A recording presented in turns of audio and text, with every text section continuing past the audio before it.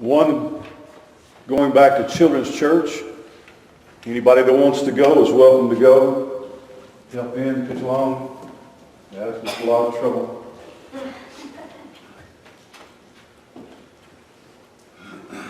Thank you for receiving our Gideon guest and his guests so cordially last Sunday. Our church contributed $300 from our treasury to the purchase of Bibles, and also during last year there were several people whose passing that we memorialized by also purchasing Bibles in their behalf. Generally, our customary method for remembering a passing of one of us or one of our loved ones is through the purchase of a floral wreath or something, a wreath that is sent to the funeral and so forth. But occasionally someone might request, and my own personal desire, I love flowers, but they make me sneeze, and certainly on my day of my funeral, I do not want to sneeze or have runny nose.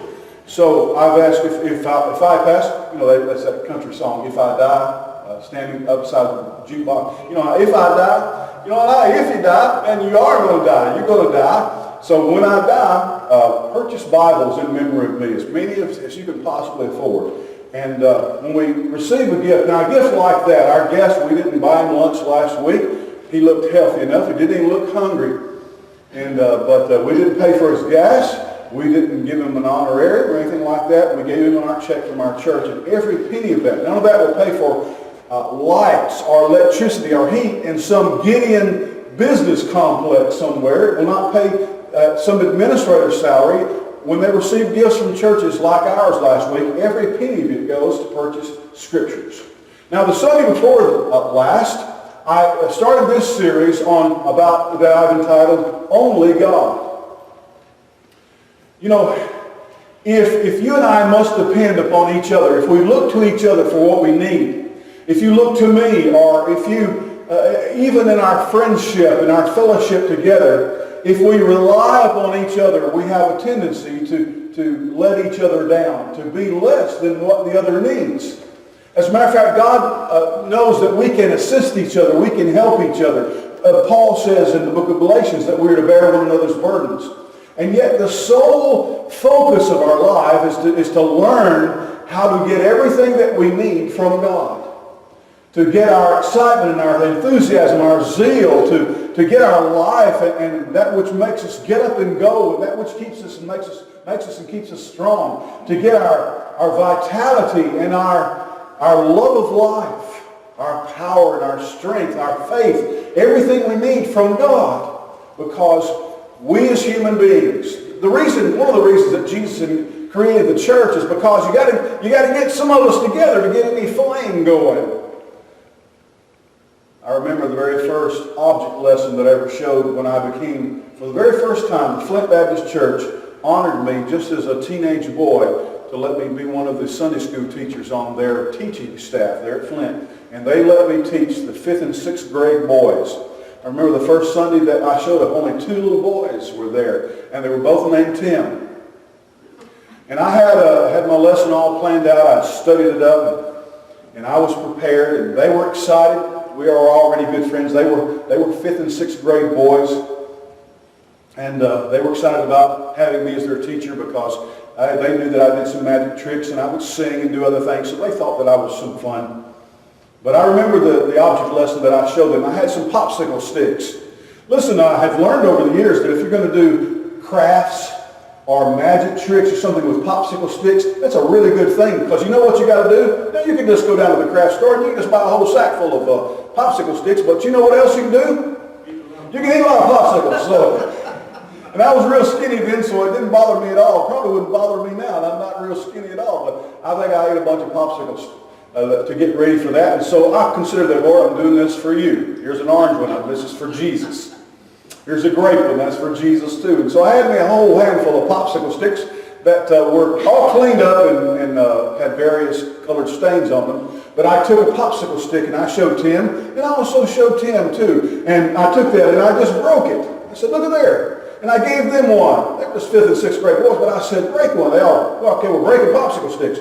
And then I took 5 or 6 or 7 or 8, I took a handful of them like that, and I said, look here, I'm stronger than you are, I can't break them. And I had put a rubber band around them, I gave them to Tim. And I got some others, and I put a rubber band around them, I gave that to Tim too. And I said, now break that, and they couldn't. Now that's what a church does. We put our fire together, we put our strength together. But listen, God doesn't need us to be strong. And God doesn't need anything to be all that we need. And so he doesn't need a church or a congregation or a group or he doesn't need help or assistance.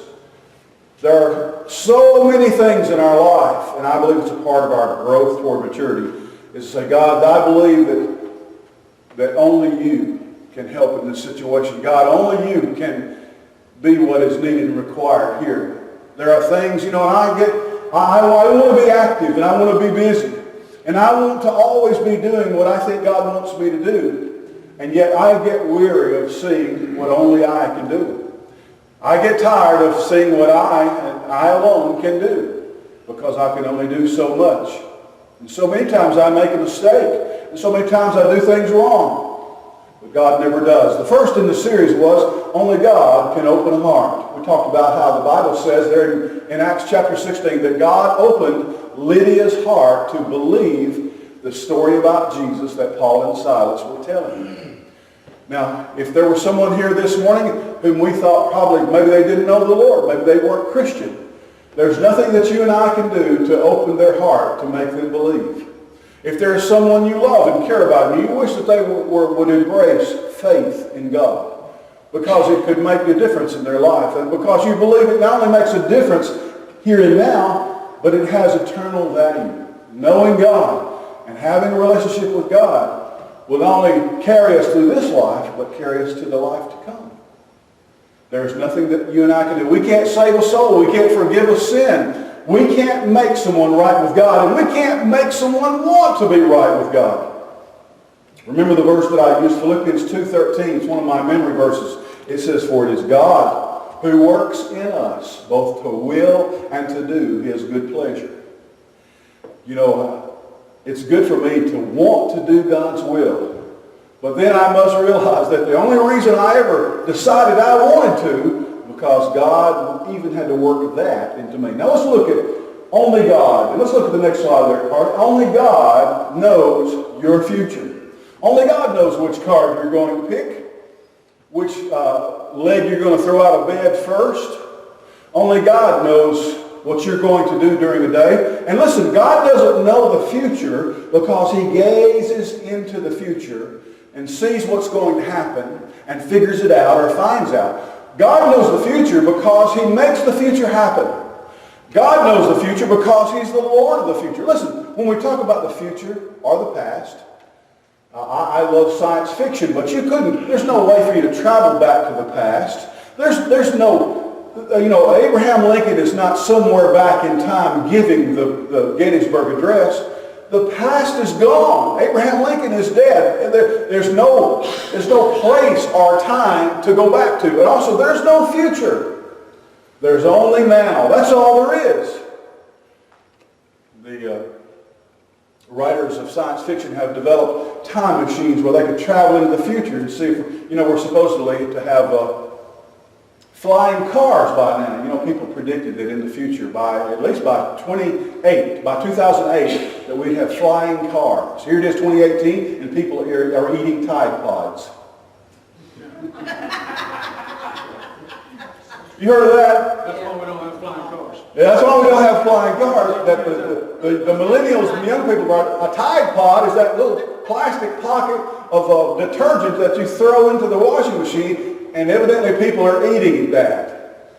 We're not just getting smarter and smarter. Somebody believes in evolution and said, yeah, no, I don't think so. I don't think so. Well, God, we describe God holds the future in his hand. And nothing happens without his permission. Nothing happens unless he grants it. Nothing happens unless he performs it. God is in control, and he creates the future as it is needed.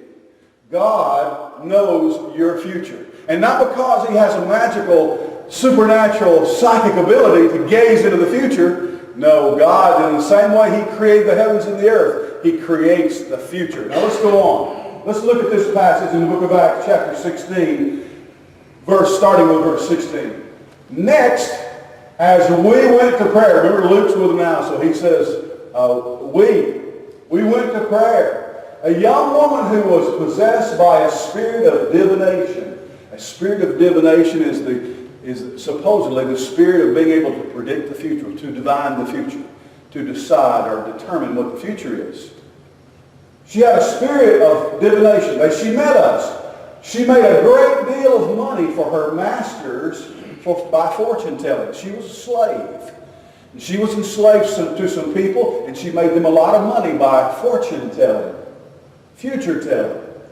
She followed Paul and us and continually shouted, "These men are the servants of the Most High God, and they are showing us the way of salvation. These men are the servants of the Most High God, and they are showing us the way of salvation." All the time. Follow them around. These men, it's like a broken record. And she did this for many days. Paul ran out of patience, the Bible says. He turned and said to the spirit, "I command you in the name of Jesus Christ to come out of her." And he left her immediately. Keep it right there for just a minute, Carter, before we go into another slide. I want you to see here that it's talking about a spirit, and it really doesn't call it a demonic spirit, or an evil spirit or anything like that. But you and I that believe in the spirit world, we believe that there are all kinds of, there's a world that is different from our world, and yet it is a world. Back in the very late part of the 1800s and the early 1900s, there were scientists and doctors, great intelligent men who were saying, the reason you're sick is because there are little invisible creatures that get into your body and they're making you sick. Germs, viruses. Everybody said it. Invisible creatures that are getting into us and making us sick. It just sounded like insanity. You mean we can't see them and yet they're real? Yeah, he says they're microscopic. They're so small, they're just invisible. You can't even see them. And nobody believed them. And yet, we're suffering now from the flu virus. A virus is a living thing. It's a living creature. It's a biological entity. And you can't see it. If you could, we'd say, whoa, step over that. There's a germ there. I don't want to get that. No, we wipe it all over each other or spit it at each other, or we just breathe it from each other's breath. And so there has been a time when we didn't believe. We just thought that was ludicrous. I believe that even in the scientific world, there's going to come a time, if we quit eating Tide Pods, there's going to come a time when people are able to scientifically prove that there is a spirit world. But until now, up to this point, we believe, and I believe because the Bible tells me so, that God is a spirit. Believe in God. And that was my first step, and then I began to believe that there are all kinds of spirits. This woman had a spirit that has entered her life. She probably invited that spirit in by her various activities. And it gave her what appeared to be the ability to tell fortunes or to tell the future. And she was a slave, and she was making a lot of money. Now, I want you to see that Paul wasn't mad at this woman, and he wasn't angry at her, and he didn't feel any vindictiveness toward her. So when he turned around to say something harsh, it didn't say he turned around and hollered at the woman. It says he turned and said to the spirit, "All right, hit the road," he said, in the name of Jesus. Now let's look at the next slide there, Carter. We could go on the rest of the story. When her masters saw that the hope of their gains was gone, they weren't going to make any more money out of it, they caught Paul and Silas and drew them into the marketplace to the rulers and brought them to the magistrates, saying, "These men, being Jews, are troubling our city." Anytime someone throws some kind of racial slur into something, you already know that they've got a weak argument. These people, being Jews, what does it have to... Are they black? Are these white people, these white folk? Are these Mexicans? Why do you need to say that? Why is that important? It's necessary because there are already, if you want to win people over, there are already a lot of people in Philippi who didn't like Jews. So all you got to do is say Jews and spit, and you already got half the town on your side. You don't have to say anything else. That's the way racism works. Don't let anybody play you like that. Especially look in your heart. See if there are any people, or a group of people, or a kind of people that you don't like. You're a Christian. You're not supposed to have some people that you don't like. You're not supposed to not like people that don't go to church, or not like people who are gay, or not like people who have a different colored skin. You're not supposed to not like Mexican people or people from other countries. I believe that the United States is a wonderful place to be, and we invite people to immigrate to our country, but we want them to come in legally. We want legal immigration.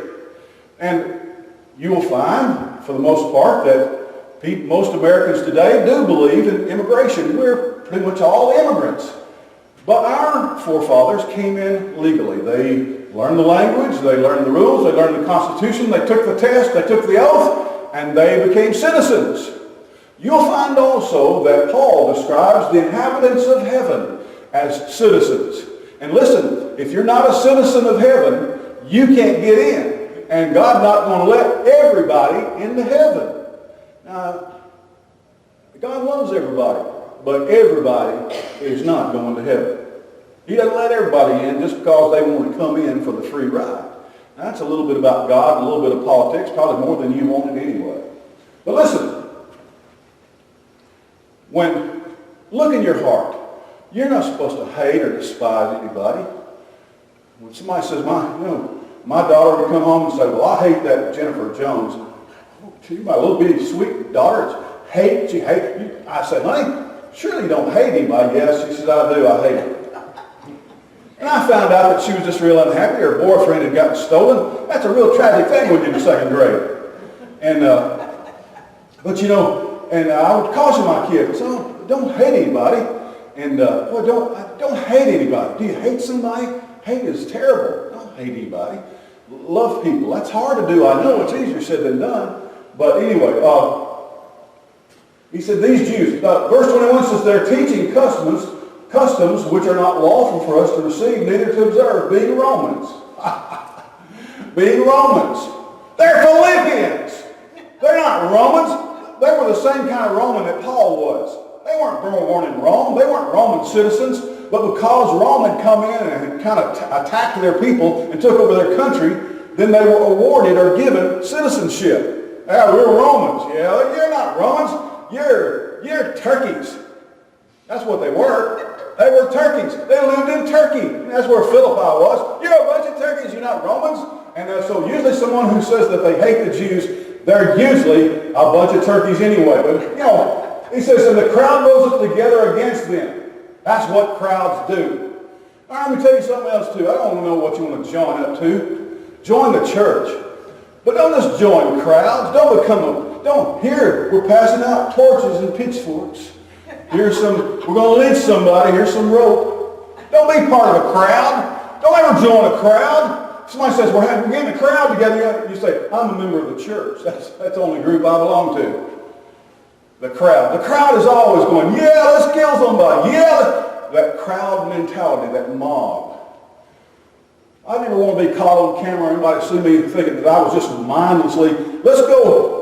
We need to declare our civil rights. Well, how are we going to do it? We're going to go break windows and steal TVs.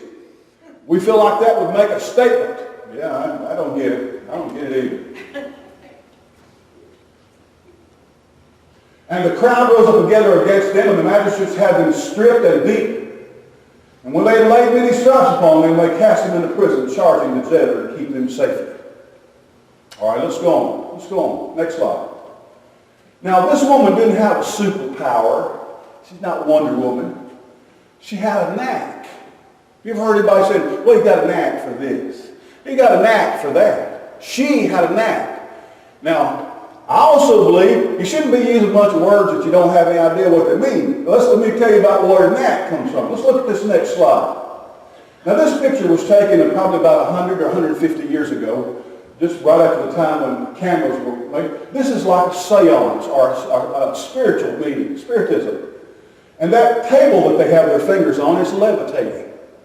One of the things that, now this is, like I said, this is a picture from about 100 or 150 years ago. But this kind of thing is thousands of years old. This kind of practice of us in the physical world trying to contact, as I said, the spirit world. Now we ought to be trying to contact them, and God ought to be the one we're looking for.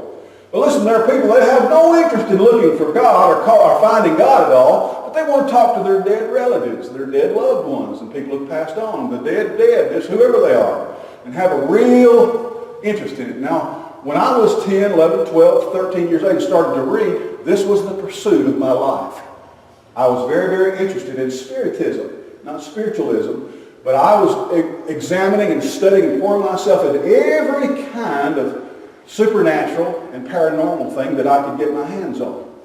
Now, what happens is even in times like this, levitating tables and such, but for thousands of years, one of the primary things that you would always see at a spiritist event was this.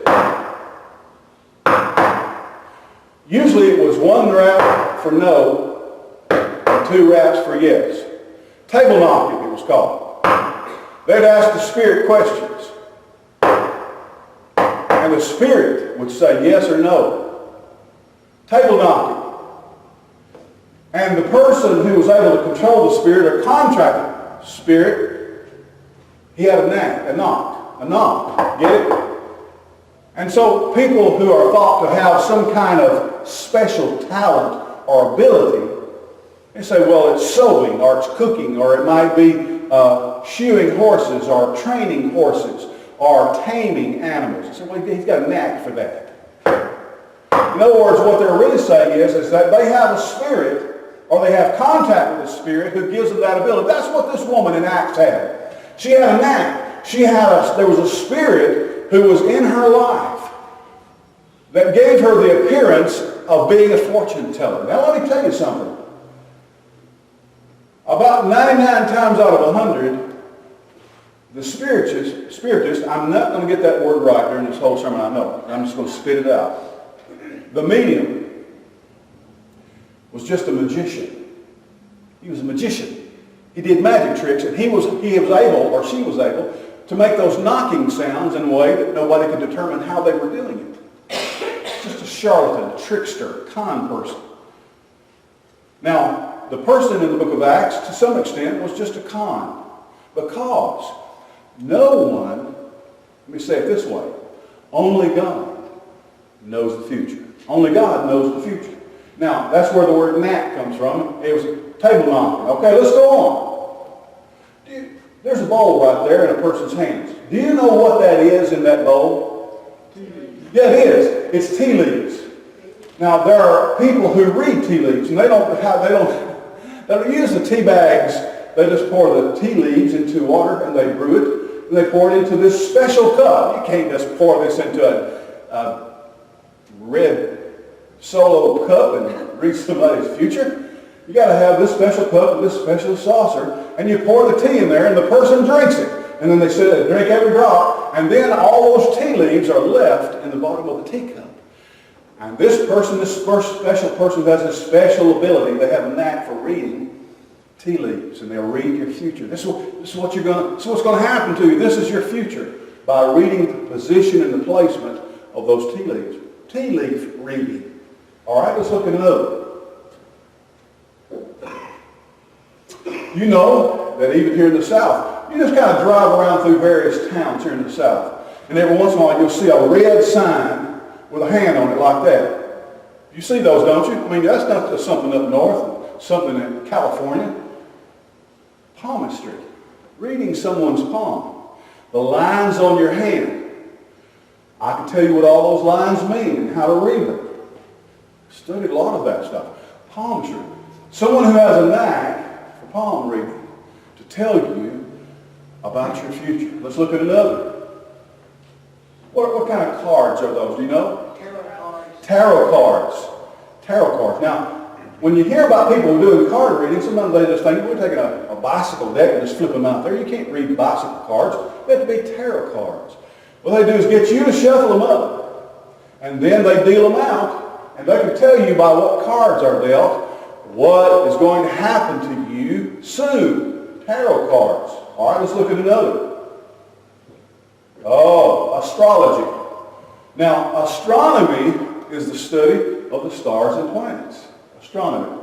Astrology is a con. Astrology is a con. What sign are you? I got a sign for you, but you know, that's not nice. Don't do that. Say, leave me alone. I don't believe in all that stuff. Supposedly, I'm Capricorn. You might be a Leo or a Pisces. And you might open the newspaper. Even, you know, very respectable, reputable, printed papers you can go to and read your horoscope. Why? To find out what kind of day you're going to have. To find out what's going to happen today, what's going to happen tomorrow. Read my horoscope. Well, that's astrology. Supposedly reading the stars to find out what the future holds for you. Let's look at another. Oh, this one. You know what kind of bones those are? Chicken bones. Chicken bones. And you know what religion throws out bones and shells and stones to read them? That's voodoo, yeah. Down around Haiti, in the islands in the Caribbean. Voodoo, they read chicken bones. And listen, I've read a lot about chicken bones, but if chicken bones got meat on it, I say, aha, I know what my future holds. But if I look at that chicken bone and it ain't got no meat on it, I say, no, I have no idea what's going to happen. I have no idea. Throwing those bones out and reading them. Okay, let's look at another. This is called phrenology. Reading the bumps on your head. I like that scene from the old Looney Tunes where there's old Yosemite Sam and there's Bugs Bunny, of course. Bugs Bunny dressed up like a fortune teller. And Bugs Bunny says, well, I can tell your future by the bumps on your head. And then Yosemite Sam says, I don't have any bumps on my head. Wrong thing to say to Bugs Bunny. He reaches, gets a big old hammer and goes, bing, bing, bing, bing, bing, and then raises up all kind of bumps, and then he starts saying, oh, you're going to have a terrible accident. You know, so phrenology.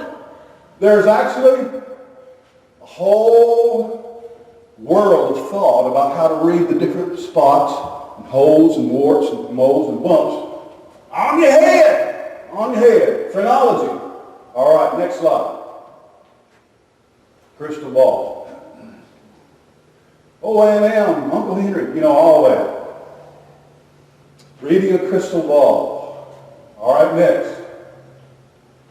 Now, only God knows the future. But you see, all of this has to do with reading. Reading tarot cards, reading the stars, reading the bones, reading the bumps. It has to do with reading. In other words, you have to have someone who's smarter than I am. Someone who's smarter, who knows more about the universe.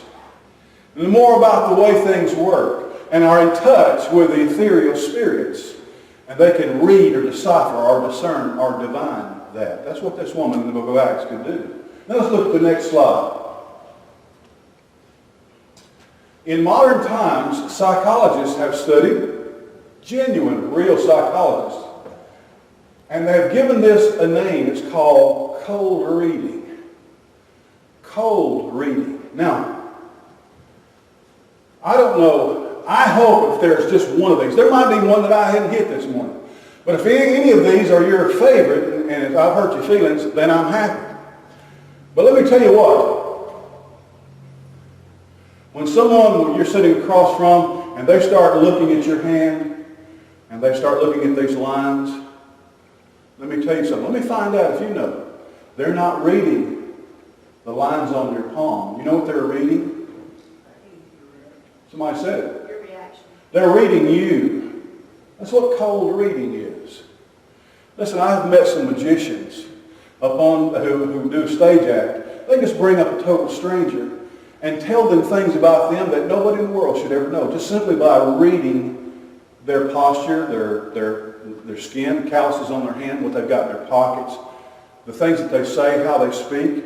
And it sounds like this person is a genius who knows everything about them, or maybe some spirit is whispering in their ear. Cold reading, and that's all this woman could do in the book of Acts.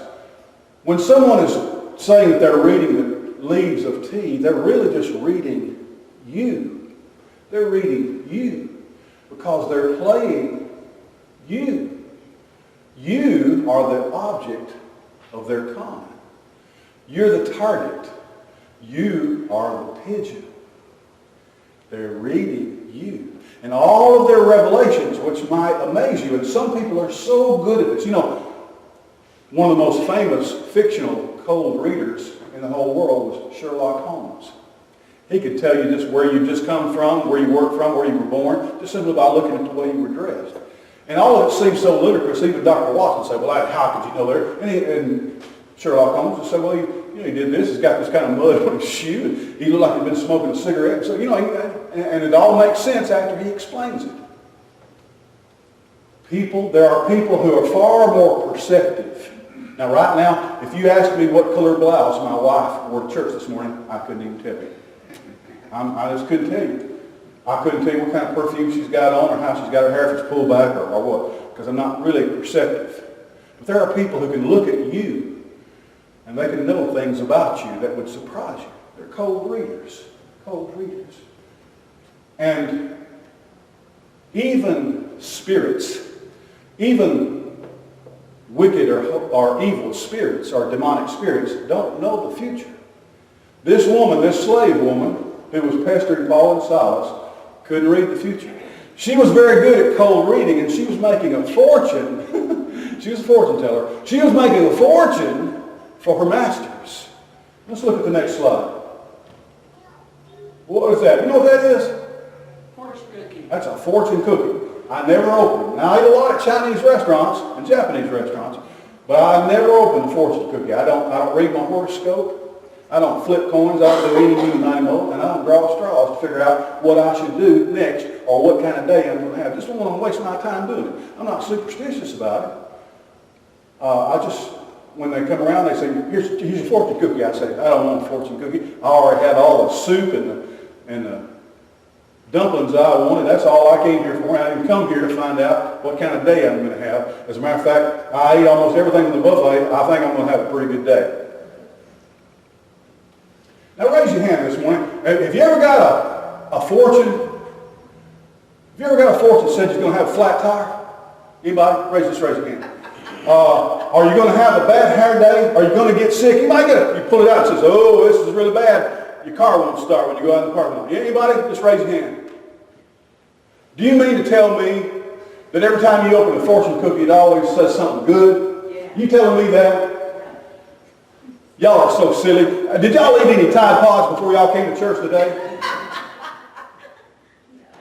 If you open up a fortune cookie and you pull out a piece of paper, it's going to tell you something good about you. You're going to have a good day. You're going to meet someone tall and handsome. You're going to get rich. Soon you'll be sitting on the top of the world. That's Arctica. That's up in the Arctic. I don't want to be doing that. Soon you'll be, yeah. Do you know what a fortune cookie always tells you? What you want to hear. What you want to hear. That's all any of the crystal ball readers, tarot card.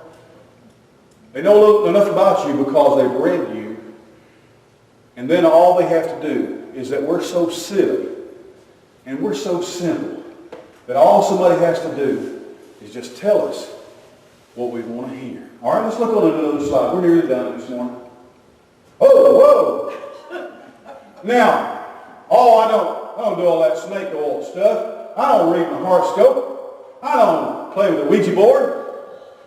I bet you play with some of this crap right here, though, don't you? Huh? Every day. Yeah, just taking over your life. Listen, let me tell you something. Now, if Ray, you haven't got a computer, have you? See, Ray's completely clean. He's uncorrupted. He probably has a phone. Opinion polls and Nielsen ratings and surveys. You know that there are politicians in the world, they won't even pass a bill or make a speech unless they look at the opinion polls to tell them what to do next, what to say next. Now, on the internet or any other social media, every time you click on something, every time you like something or you don't like something, or every time you view something, I'm going to put this sermon up on YouTube, And then I go back in a few days and it says this sermon has had 8 or 10 views. Somebody didn't have to click on it. They didn't have to listen to it. They didn't have to take notes or learn anything from it. But if they just viewed it, they looked at it, then I get a record of that. I can tell how many people have viewed that sermon. And listen, when you continue clicking or filling in searches, because of the algorithms and the mathematical equations that are designed, what these sites and places begin to do is start showing you things that you want to see. Showing you things that you agree with and that you'll like. It figures out what you'll buy, what you'll spend money on, and where you'll go, and what makes you happy. And pretty soon, if you have your nose in your phone or your computer all day long, you begin to think that the whole world has begun to come around to your way of looking at things. But it ain't. You're just being funneled what you want to hear. You go do a Google search. You think it's just like opening up a dictionary or encyclopedia that tells you stuff about what you're looking for? That's not what it does at all. It wants to find out, I'm going to send it conservative stuff or Republican stuff or Jewish stuff or Roman stuff. And you begin to get a slanted, twisted view of everything. Let's go on. Listen to what Paul the Apostle, this same Paul, let's look at what he said in 2 Timothy 4:3. A time is coming when people will no longer listen to sound and wholesome teaching. Instead, they will follow their own desires and will look for teachers who will tell them whatever their itching ears want to hear. Paul said there's going to come a time when people don't want to hear anything that doesn't fit with their desires. This is what I want to hear. This is what I want to see. This is what I want to do. This is what I enjoy. This makes me happy. Because they have an itching heart and itching ears. They don't really want to know things or to grow or become stronger or actually more mature or more knowledgeable. They just want you to scratch their ears because it just feels so good. All right, next slide. This woman couldn't read the future. She couldn't tell you fortune. The spirit inside of her didn't know what was going to happen next. That put her out of business. They all ought to be put out of business. Let's look at the next slide. Listen. Jesus said in Luke's Gospel, chapter 9, verse 3, Jesus said this to his disciples, if you're going to follow me, you're going to have to learn to deny yourself every day. You're going to have to be able to, Jesus said, you've got to be able to look at yourself in the mirror and say, no, you can't have it. I know you want it. It'd make you happy. You still can't have it. You've got to look at yourself and say, no, you can't have that. No, that's not yours. That's not what you're supposed to have. No, that's not what's going to happen. No, that's what it means to deny yourself, is to look at yourself and say, no. Jesus said, you've got to be able to do that if you're going to follow me. Why would you say something like that? Next slide. Listen, I believe this with all my heart. What I want, and what you want is always going to be different from what God wants. Now, listen, maybe that's not true about you.